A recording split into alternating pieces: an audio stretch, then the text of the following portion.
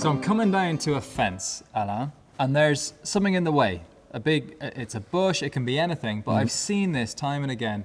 What is going on? Well, that is what we call a non-jumpable element or unjumpable.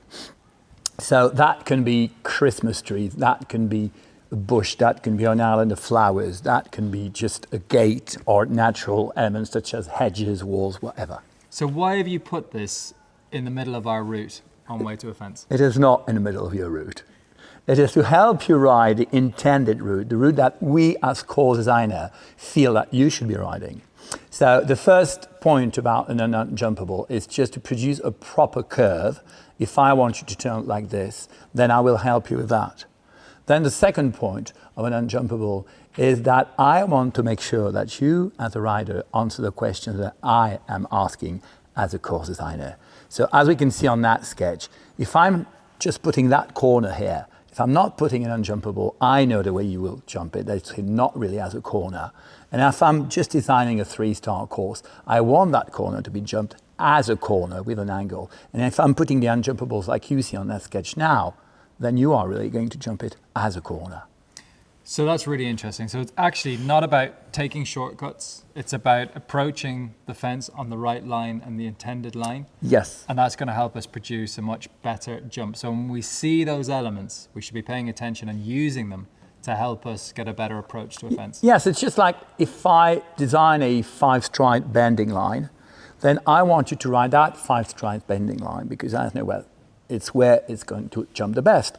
But if I don't put that unjumpable, as you can see in the sketch here, then you may go for a straight line. That we don't want to see. So that's why we put an unjumpable here, so that we make sure that the line you ride is actually the 5-stripe line I was intended you to ride. So we've seen red mim clips, yellow mim clips. Talk to us about the angles of the approaches and then the relevance with those mim clips.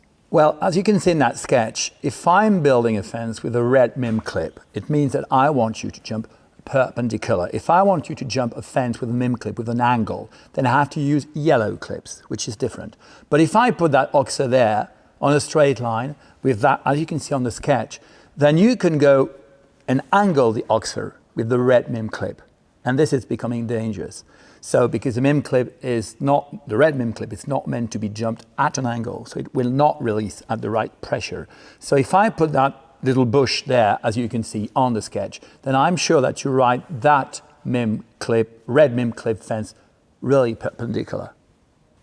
And then talking about angles, if I want you to jump that angle, because I know that it's the proper angle for your level, if I don't put that bush here, you can take a higher angle or lower angle. Whereas if I put that bush here, I'm making sure that you are jumping the intended angle.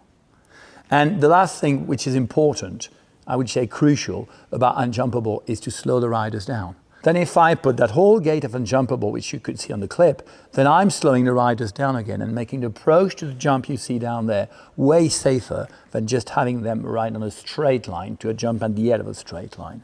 Yeah, I really like that use of it. I've used that a few times.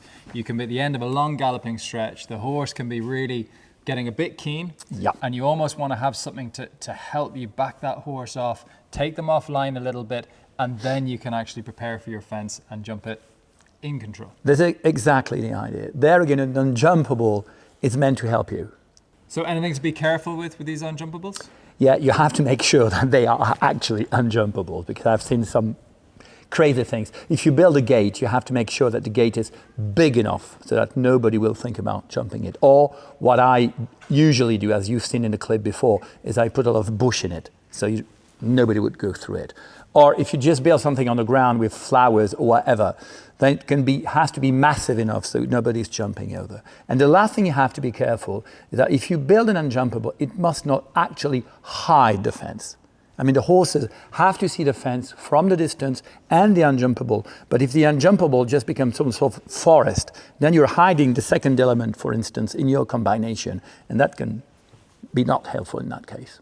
So who knew? Unjumpables, a tool from the course designer for the rider. Who knew?